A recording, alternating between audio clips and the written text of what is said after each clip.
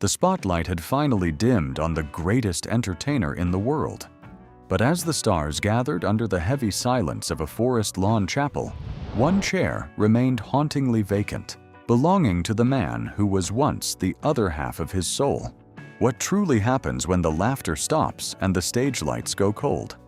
For decades, Sammy Davis Jr. and Dean Martin were the gold standard of brotherhood, a cocktail-swilling, joke-cracking duo that redefined cool in an era of Vegas neon. But when Sammy took his final bow in 1990, the king of cool was nowhere to be found. Was it a final, icy betrayal, or was Dean running from a ghost he wasn't ready to face? Tonight, we peel back the velvet curtain on the legendary bond and the unresolved silence that followed.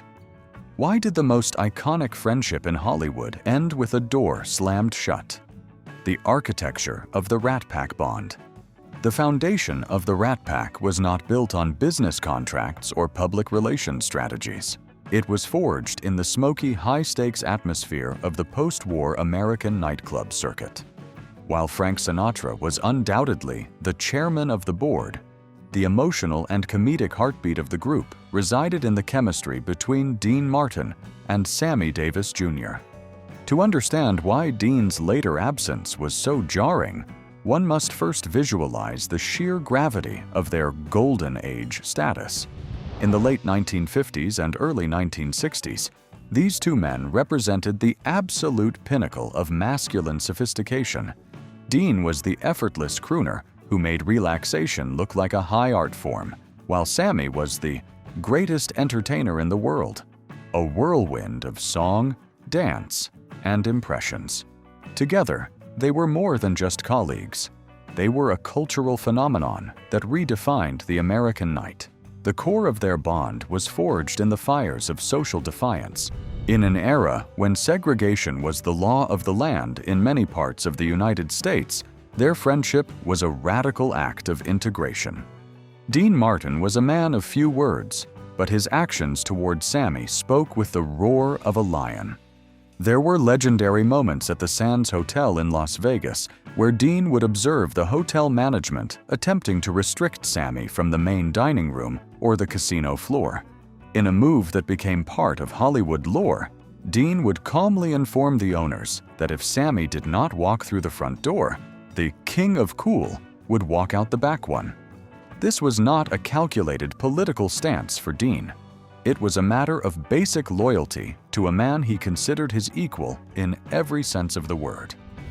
As they performed, the duo developed a shorthand that looked like magic to the audience. This can be seen in legendary footage of the Rat Pack at the Sands, where Dean and Sammy play off one another with a timing that feels telepathic. Dean would often use Sammy as a comedic foil, making jokes that teetered on the edge of the era's racial boundaries. But Sammy always gave as good as he got. There was a sense of safety in their shared spotlight. Behind the jokes and the clinking glasses of J&B Scotch, there was a profound mutual respect. Sammy once noted in an interview that Dean was the only person who treated him like a human being first and an entertainer second. The sensory details of this era are essential to understanding the depth of their connection. Imagine the restless energy of a 2 a.m. dressing room in Las Vegas. The air is thick with the scent of expensive pomade, the sharp tang of Lucky Strike cigarettes, and the heavy aroma of Italian cologne. Even when they were surrounded by crowds of sycophants and starlets, Dean and Sammy seemed to be in a private conversation that no one else could hear. The reality of their fame was that they were constantly hunted by the public eye, and they found their only true peace in the middle of a crowded stage. The tragic irony of their cool school architecture was that it relied on a version of Dean Martin that was largely a character. The drunk persona and the carefree attitude were masks Dean wore to protect his privacy. Sammy was one of the few people who saw the man behind the tuxedo, the quiet, somewhat introverted Italian who preferred Western movies to Hollywood parties. This shared intimacy created a bond that was supposed to be unbreakable. When they stood together on stage, There was an eerie sense that they had conquered time itself. They looked like they would stay young, vibrant, and bulletproof forever. However, the architecture of their friendship began to show hairline fractures as the world around them changed. The Rat Pack brand became a burden as the 1960s gave way to the grit of the 1970s. While Sammy doubled down on his need for public validation and stayed in the spotlight, Dean began his long, slow retreat into himself. The loneliness that would eventually define Dean's final years was already beginning to seep into the corners of their interactions. He was a man who hated heavy conversations or emotional displays, while Sammy lived for the connection. This fundamental difference in how they processed the world, and eventually how they processed grief, would become the catalyst for the most famous empty chair in Hollywood history. Underneath the tuxedo and the glass of bourbon, Dean was a sanctuary for Sammy, and Sammy was a mirror for Dean. They were the two halves of a perfect entertainment machine. When that machine finally broke, the silence was not just a lack of sound, it was the collapse of an entire era. To see them in their prime is to see a brotherhood that felt like it would last for an eternity, making the eventual no-show at Sammy's funeral feel like a betrayal of the very foundation they had built together. Even the strongest sanctuary can crumble when the foundation is built on a lifestyle that demands everything and gives back only shadows. The breaking point. The 1988 reunion tour. The year 1988 was supposed to be the ultimate resurrection of the Rat Pack mythos. Dubbed the Together Again Tour, it was a multi-city arena trek featuring Frank Sinatra, Dean Martin, and Sammy Davis Jr. For the public, this was the return of the Kings. For the men on stage, however, the tour was a desperate attempt to outrun the shadow of their own mortality. By this point, the gold-leafed glamour of the 1960s had been replaced by the harsh reality of aging. Sammy was eager to prove he still had the magic, and Frank was determined to command the world one last time. But Dean Martin was a different story altogether. He was a man whose spirit had been fundamentally extinguished long before the first rehearsal began. The catalyst for Dean's detachment was a grief so profound that it rendered the applause of thousands meaningless. In March 1987, just a year before the tour, Dean's eldest son, Dean Paul Martin, died when his Air National Guard jet crashed into a mountain during a blizzard. Dean Paul was the light of his father's life, and after the crash, the king of cool became a ghost. He stopped laughing. He stopped caring about the act. When Frank Sinatra pressured Dean into joining the reunion tour, he thought he was doing his friend a favor by getting him back into the world. In reality, Frank was dragging a grieving man into a neon-lit nightmare. The tour began in Oakland, California, and the tension was immediate. While Sammy was on stage giving 110%, spinning and tapping with a frantic energy that can be seen in press conference footage from the tour launch, Dean was a hollow shell. He would forget lyrics, flick cigarettes at the audience, and appear visibly bored with the material. The arenas, filled with tens of thousands of screaming fans, felt like an assault on a man who only wanted the silence of a darkened room. There was an eerie quality to his performances. He looked like he was watching himself from a great distance, wondering why he was still there. The tour reached its peak during a performance in Chicago. Dean was reportedly so miserable that he threw a lit cigarette at a crowd member and joked about wanting to go home. The bond that had once been their sanctuary was now a prison. Sammy was heartbroken by Dean's behavior. He felt that Dean was disrespecting the legacy they had spent decades building. Frank was equally furious, viewing Dean's lack of professionalism as a personal insult. The backstage area was no longer a place of brotherhood. It was a zone of chilling silence and cold spots where the three titans of industry barely looked at one another. On the fifth night of the tour, Dean simply reached his limit. He checked out of his hotel in the middle of the night and flew back to Los Angeles without a word to Frank or Sammy. He cited kidney problems as the official reason for his departure, but everyone in the inner circle knew the truth. Dean was choosing his own isolation over the charade of the Rat Pack. This was the moment the brotherhood shattered. Sammy felt abandoned. He believed that if Dean truly loved him, he would have stayed for the sake of the trio. But Dean could no longer pretend. He was a man trapped in a sea of sorrow, and the bright lights of the stage were only making him feel more exposed. The sensory details of that final exit are haunting. Witnesses at the hotel described Dean as a solitary figure moving through the lobby in the small hours of the morning, his eyes hidden behind dark glasses. The scent of the hotel's industrial cleaner and the eerie hum of the elevators were the only witnesses to his departure. He left behind a watchful presence of disappointed fans and 2 bewildered partners. This was not the smooth, cool exit of a legend. It was the frantic escape of a man who was drowning.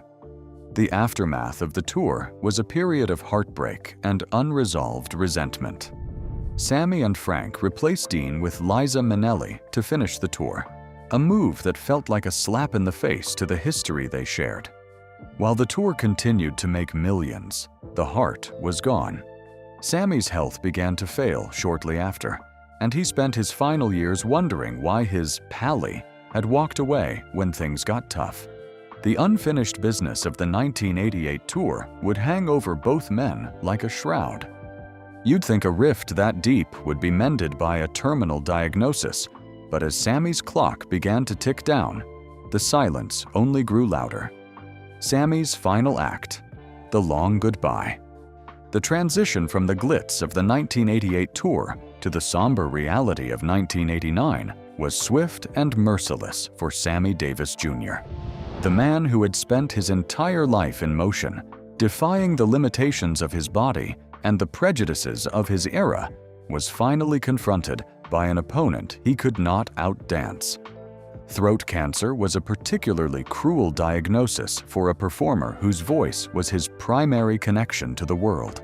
As the illness progressed, the vibrant, high-energy Sammy began to retreat into his Beverly Hills home, an estate that once buzzed with the laughter of Hollywood royalty, but now felt increasingly like a fortress of solitude.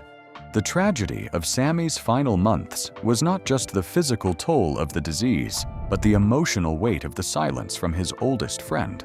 While Sammy underwent grueling treatments, he maintained a public face of courage, even appearing at a massive televised tribute in his honor. In footage from the 60th anniversary celebration for Sammy Davis Jr., you can see the visible strain on his face as he shares a final, moving dance with Gregory Hines.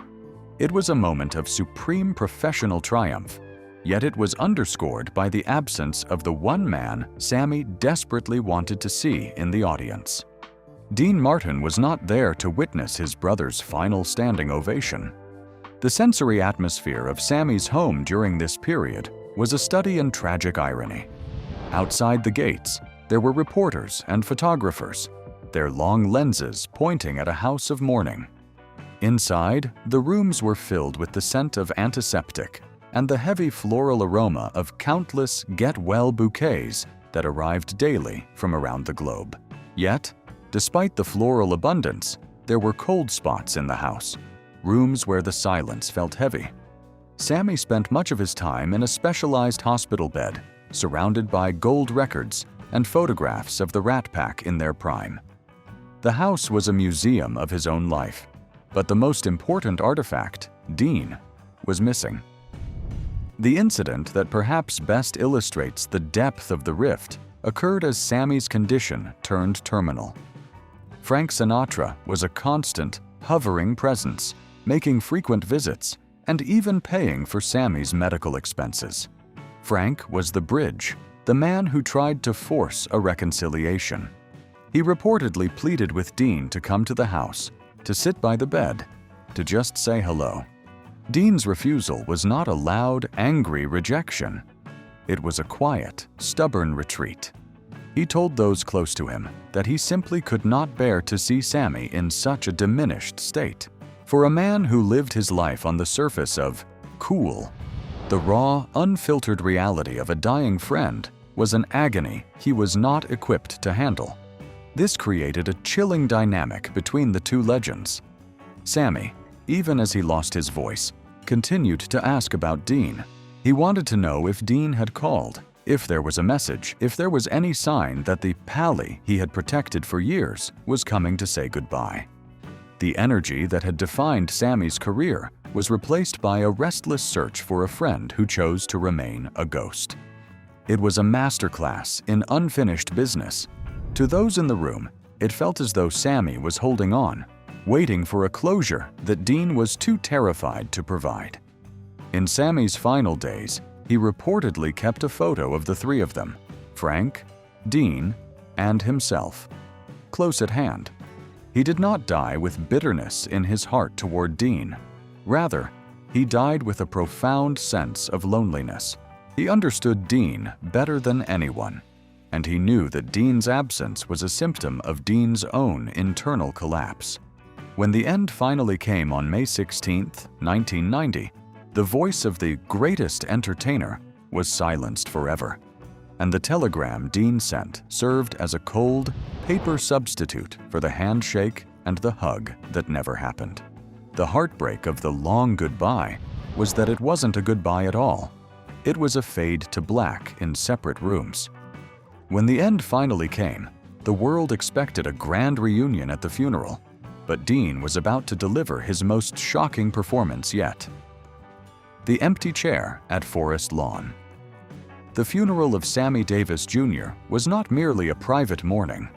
It was a cultural event of massive proportions. On May 21, 1990, the streets leading to the Forest Lawn Memorial Park in Glendale were choked with thousands of fans who had gathered to catch a glimpse of the passing motorcade. Inside the Hall of Liberty, the atmosphere was thick with the weight of Hollywood history. The guest list read like a roster of the greatest talents of the 20th century. Michael Jackson, Liza Minnelli, Stevie Wonder, and Dionne Warwick sat in the pews, their faces etched with the shock of losing a man who had seemed immortal. Yet, as the service began, the most prominent visual in the room was not the floral arrangements or the celebrity attendees. It was the crushing weight of the person who was not there. The absence of Dean Martin was a physical sensation that rippled through the congregation. For 40 years, the names Martin and Davis had been linked in the public imagination as a singular entity of entertainment royalty. People looked toward the front rows, expecting to see the familiar tanned face of the King of Cool. Instead, they found a void.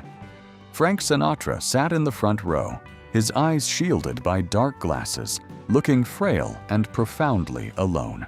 Without Dean by his side to trade quips or share the burden of the moment, Frank looked like the last surviving member of a lost civilization. The restless energy of the crowd, usually buzzing with the excitement of a Hollywood gathering, was replaced by a chilling realization. The Rat Pack was not just broken, it was effectively erased. The sensory details of the service were overwhelming. The air was cloying with the scent of thousands of white lilies and roses, a fragrance that felt at odds with the gritty, smoke-filled world Sammy and Dean had once inhabited. There was a watchful presence in the room as guests whispered to one another, asking the same question over and over.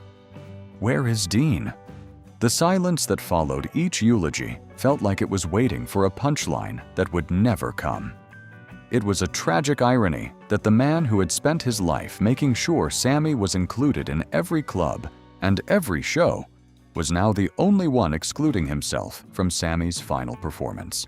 Dean Martin was not at a bar, and he was not traveling. He was at home in his Beverly Hills mansion, sitting in a darkened room while the rest of the world said goodbye to his best friend. Reports from those within his inner circle suggest that Dean was paralyzed by a mixture of grief and a phobia of death that had become pathological. Since the death of his son, Dean viewed every funeral as a personal confrontation with the end of his own life. To him, Forest Lawn was not a place of tribute. It was a cold spot that he could not enter without losing the last shreds of his composure. He chose the loneliness of his own house over the public display of a broken heart. This decision created a permanent stain on his reputation in the eyes of many. Fans and some fellow performers viewed the no-show as an act of cowardice or a lack of respect. But those who truly knew Dean understood the heartbreak of the situation. He was not staying away because he did not care. He was staying away because he cared so much that the reality of Sammy in a casket would have destroyed what was left of his sanity. He was a man who had built his life on the facade of being untouched by the world. To weep at a funeral would be to admit that the mask had slipped forever. When the service concluded and Sammy was laid to rest, the era of the Rat Pack officially ended in the eyes of history. The empty chair at Forest Lawn became a symbol of the unfinished business between two icons. Dean's absence was a silent scream of a man who could not cope with the finality of the word goodbye. He remained a prisoner of his own home, while his brother was returned to the earth, leaving a silence that would haunt the streets of Hollywood for years to come. Some say it was cowardice, but others suggest a much more haunting reason involving Dean's own deteriorating state of mind and a secret he was keeping from the world. The dinner for one ritual. After the passing of Sammy Davis Jr. in 1990, the world continued to spin for Hollywood. But for Dean Martin, time seemed to coagulate into a singular, repetitive act of isolation. The king of cool did not spend his final years at glamorous parties or making surprise appearances on talk shows. Instead, his life narrowed down to a localized geography of grief, centered primarily on a booth at La Famiglia, an intimate Italian restaurant in Beverly Hills.